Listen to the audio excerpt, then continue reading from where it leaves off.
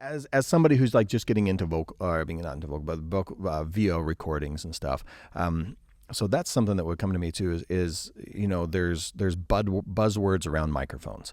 Sure. So they're like, oh, I have to have like a U87. I have to have a Neumann mic. And there's like these brands, these models, brands and gold standards that are kind of in there. And then there's like descriptors like, I want to sound warm. Yeah, right.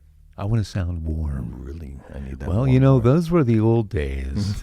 This isn't the sound that's booking commercial anymore. Right. Like, unless it's a genre commercial or an ironic commercial, which that is a thing. I mean, there's sort of this like resurgence of the announcer as it's becoming kind of almost a wink and a nod. It's more ironic, right, than it is sincere. Yeah. But in general, that's not. We want a natural tone.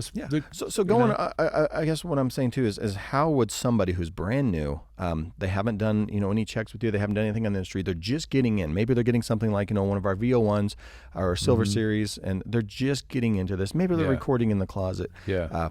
Choosing a microphone, would it be like, is there directions they should take aside from just the standard, let's check out these things? Or would you suggest like maybe narrowing it down or just shotgun approach, like order 4 of them and return 3 of them? Well, I mean, there are pro audio dealers who are friendly to that approach, the buy, try, and return. Yeah, absolutely. And when you have that resource at your fingertips, that can be nice. I would say the only down, I wouldn't do that as your first go round. I would do that maybe as your second go round. Okay. Because unless you come from production, then you don't really know what to listen for among those 4 mics. Now, again, we have a service called Mic Check. Right. So if you do go that approach, then you have an objective ear to listen to those mics and rank them. And I will give you an impression of where I think those 4 mics fit in.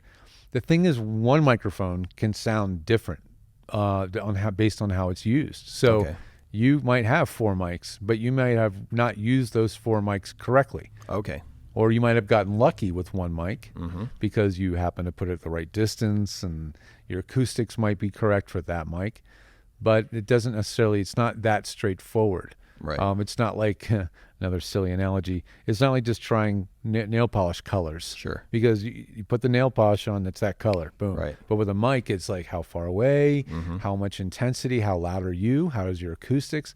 The mic is interesting. It responds differently to different input and different techniques. So just start with a quality condenser mic, somewhere in the $100 to $300 ballpark.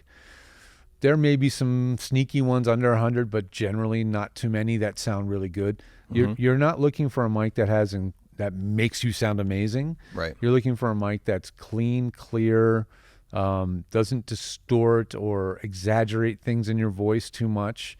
Maybe doesn't sound too harsh. Right. Like harsh is one of those things. It's is that an onomatopoeia? Is that what they call it? Yeah, totally. Harsh. Good job. You don't want something that's too harsh or too ultra sibilant. So if you have a sibilant voice, but there's a lot of condenser mics that will capture you relatively honestly without distorting your voice or coloring it. Right. And that's what I'm looking for. And mics like that, that's table stakes now for condenser mics made in China and Australia. And that's not hard to do. And they're all doing this now. So, you can go with, Audio-Technica, Rode. Those are probably 2 of my go-to entry point brands. Yeah, I was really impressed with the Rode mic, that NT1 and the NT1A. Yeah. Is like, even I had a friend who did a audio book, and his just very first one. But he got the Audition on a snowball, and that's what he did, is a USB snowball, made himself a little blanket fort, and away he did, and he got his first book. Yeah. I listened to it. I was like, hey, that's pretty good.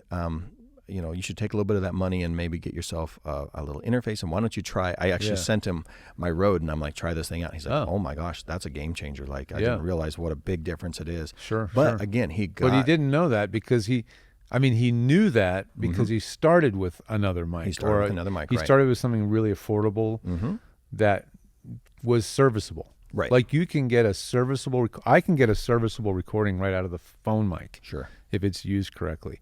But once you start getting, you get accustomed to what it's supposed to sound like. You start, and then when you do try a better mic, then you really appreciate what it is you're buying. Right. I know some people do believe in the buy once, cry once. Yeah. Which we like that, right? We like it when they're ready to spend money. When they're ready to We don't go, have a problem with absolutely. that. It's no problem. But, I do kind of direct people from overspending up front. Oh, yeah. Unless they are, like, if they're 2 years into the journey and they've been working with a coach and they're really going for it, I'll be like, okay, it's time to spend a little bit of money here. But if you're really fresh, Yeah. a USB mic, I would stay away from the dynamic mics. Like, these are dynamics. These are podcast centric or broadcast centric mics. Right. These aren't meant to sound natural. They're meant to sound a little more bigger than life. They're made to make us sound authoritative. Right. That's not what we want necessarily. These are also going to be a little bit noisier because they need a lot of gain and they need more work to sound really nice. But a condenser mic is sensitive, clear, clean, doesn't need a lot of gain. Plug it into almost any audio interface and you're going to get a good sounding recording with minimal fuss. It's just going to come down to now your technique. And the more sensitive the mic is, the more it hears. Right. So every little sound out of your mouth is going to be audible. I could not believe it. Yeah. Using one of just these SM7s and then pulling a Neumann out to do a voiceover. I'm like, do I really use my mouth that much? Like, all of a sudden everything had to change. I'm like, the mouth noises. Mouth noises. I'm like, oh gosh, I need to. I'm using my cheeks too much. I need this, and it's just amazing. But the quality of sound was definitely like I had something I could work with.